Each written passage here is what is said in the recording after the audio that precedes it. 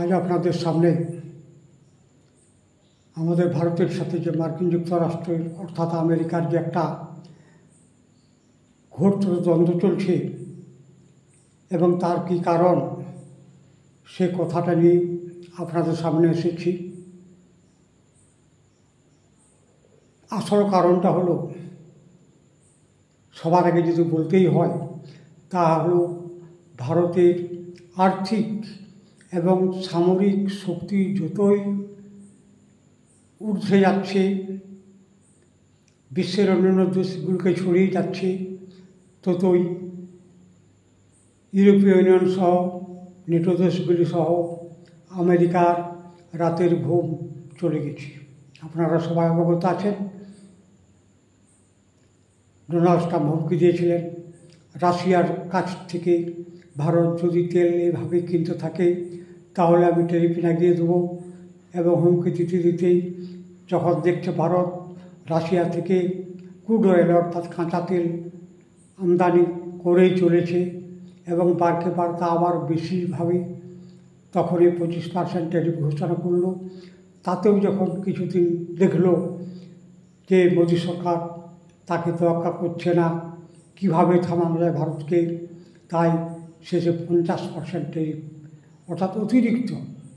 যেমন ধরুন, আমাদের কোনো একটি পণ্যের দাম 100 টাকা, বাজার দরে আমেরিকায় বিক্রি হয়, তো 50% কথাটার অর্থ কী, যে সেটা 150 টাকায় ভারতকে বিক্রি করতে হবে আমেরিকার বাজারে। তাহলে এত দাম দিয়ে আমেরিকার মানুষ ভারতের পণ্য কিনবে কেন? শেষ পর্যন্ত খামখেয়ালিভাবে ডোনাল্ড ট্রাম্প বললেন যে আমাদের কথা যদি ভারত না শোনে তাহলে আমরা 250% ট্যারিফ অর্থাৎ 100 টাকার মূল্যের জিনিসের উপর অতিরিক্ত 250 টাকা অর্থাৎ 350 টাকা আমাদের 100 টাকার জিনিসটির দাম মার্কিন বাজারে হবে। অর্থাৎ মার্কিন যুক্তরাষ্ট্রের লোক যাতে ভারতীয় কোনো পণ্য কিনতে না পারে সেই ব্যবস্থায় করলেন ডোনাল্ড ট্রাম্প। আপাতত 50% ট্যারিফ আগস্টের 7-8 তারিখ থেকেই বলবৎ করে দিয়েছে। পরিষ্কার মোদী সরকার বললেন যে না, আমরা কোনো দেশের কথা চলব না, আপনাদের যে বাণিজ্যিক চুক্তি বলছিলেন তা মাছ থেকে শুরু করে দুগ্ধজাত সামগ্রী ভারতে বিকবেন, সেটাতে তো আপনারা চর্বি মিশিয়েছে গরুকে খাওয়ার এবং আমরা হিন্দুরা তা খাবো না। এবং যদি আপনাদের পণ্য আমরা বিকতে দিই, আমাদের দেশের যারা মৎস্যজীবী, যারা পশুপালন করেন, তারা পথে বসবে। আমাদের ব্যবসাকে কিছুতে আমরা আমাদের চাষিদের ক্ষতি করতে পারি না। এর জন্য যদি মূল্য আমাকে চুকাতে হয় তাও ভালো, কিন্তু কোনোভাবেই আমরা কোনো দেশের কাছে চাপে নথি স্বীকার করব না। ডোনাল্ড ট্রাম্প মাথায় হাত দিয়ে বসলেন, ভারতের কোনো পণ্য বিকা যাবে না আমেরিকার বাজারে। তখন চাল এবং আম যেগুলো পাঠানো হয়েছিল সেই জাহাজগুলোকে ফিরিয়ে ইউরোপীয় ইউনিয়নকে পর্যন্ত বন্ধ করে দিলেন, সেগুলো আফ্রিকান দেশে চালান করে দিলেন। এমনকি চাল সাপ্লাই বন্ধ করে দিল ভারত, যে না, আমরা আমেরিকাকে চালও বিকব না। এখন বর্তমানে ছেড়ে দেওয়া কেঁদে বাঁচি অবস্থা ডোনাল্ড ট্রাম্পের। তাদের অর্থাৎ আমেরিকার সেনেটররা এবার বলতে শুরু করেছেন যে ডোনাল্ড ট্রাম্পের জন্য আমাদের দেশে চালের দাম বাড়লো, ভারত থেকে ওষুধ কিনছে না, ওষুধের দাম বাড়লো। এরপর প্রবল একটা অসন্তোষ মার্কিনীদের মধ্যে সৃষ্টি হয়েছে এবং পরিষ্কার ডোনাল্ড ট্রাম্প এবার নিশ্চয়ই বুঝতে পেরেছেন যে না, আর ভারতকে কোনোভাবেই চাপে ফেলা যাবে না। হয়তো ডোনাল্ড ট্রাম্প ভেবেছিলেন অন্যান্য দেশের মতো ভারত হামাগুড়ি দিয়ে একটা মিটমাট করতে চাইবে, তার কাছে ছুটে যাবে। তা ভারতের প্রধানমন্ত্রী থেকে বিদেশমন্ত্রী পর্যন্ত কিন্তু যখন দেখলেন না ডোনাল্ড ট্রাম্প, তখন মাথায় হাত দিয়ে বসলেন। সেখানকার সেনেটররা একের পর এক ডোনাল্ড ট্রাম্পের বিরুদ্ধে যাচ্ছে এবং ভারত উল্টে 2 থেকে 8% পর্যন্ত শুল্ক কর চাপিয়ে দিল আমেরিকার কোম্পানিগুলির উপর, যেমন আমাজন, ফেসবুক, ইনস্টাগ্রাম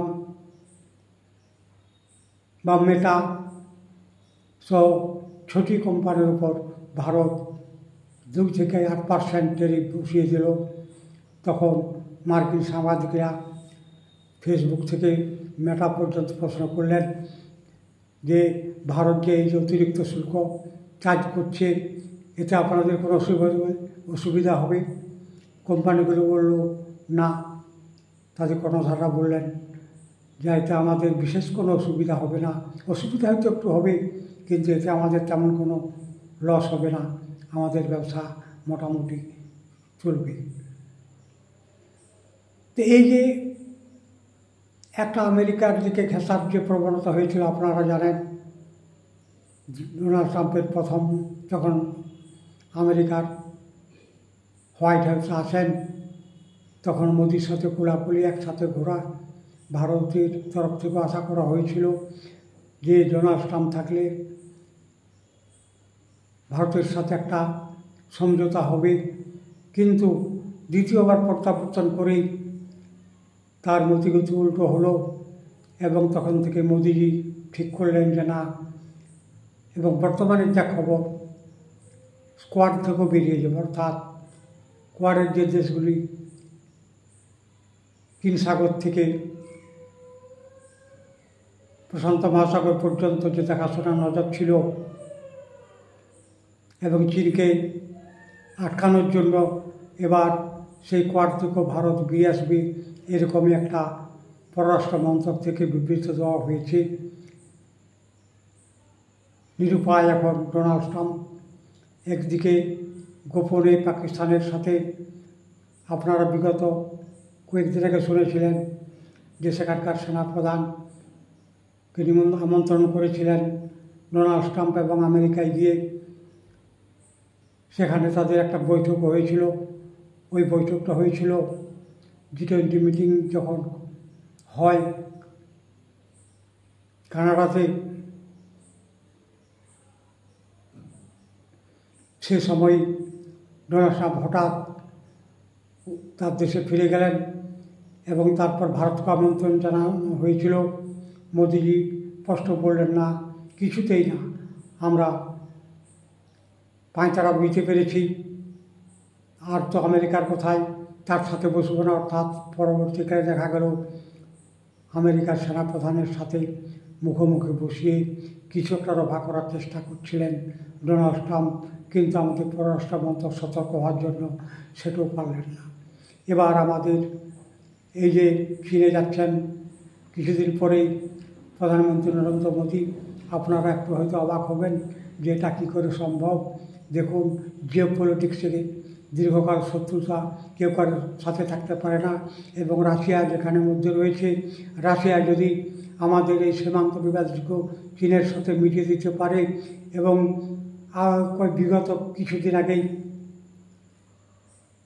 চীনের বিদেশ মন্ত্রক থেকে বিবৃতি দেওয়া হয়েছিল যে আমরা 3 দেশ অর্থাৎ রাশিয়া, ভারত, চীন, আমরা যদি এক হয়ে যাই, আমেরিকা তো দূরের কথা, সারা বিশ্বকে আমরা তাক লাগিয়ে দেবো, আমাদের বরাবর কেউই হবে না। এবং এই যে এশিয়া মিটিং হচ্ছে চীনে, আমাদের মোদী যাচ্ছেন এবং যেটুকু বিভিন্ন সংবাদ মাধ্যমে খবর পাওয়া যাচ্ছে, সেখানে হয়তো আমাদের সীমান্ত বিবাদ থেকে শুরু করে ব্যবসায়িক একটা সম্পর্ক থেকে অনেকগুলো চুক্তি চীনের সাথে হয়তো ভারত সরকারের হবে।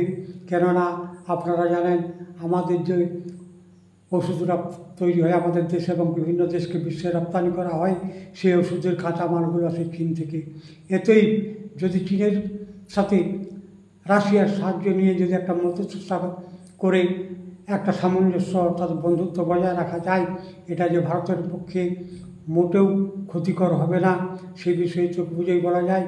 এবং যেহেতু বিশ্বাস করা সবসময় উচিত নয় চীনকেই, তাই সতর্ক থেকেই যেটুকু করা সম্ভব সেটুকু করলেও আমেরিকার যে একটা বিশাল ক্ষতি হবে, তার কোয়াড থেকে 4টা দেশের মধ্যে ভারত যে বেরিয়ে গেলে তার কোয়াড যে বেকার হয়ে যাবে সে বিষয়ে আর কোনো সন্দেহ হইতে পারে না।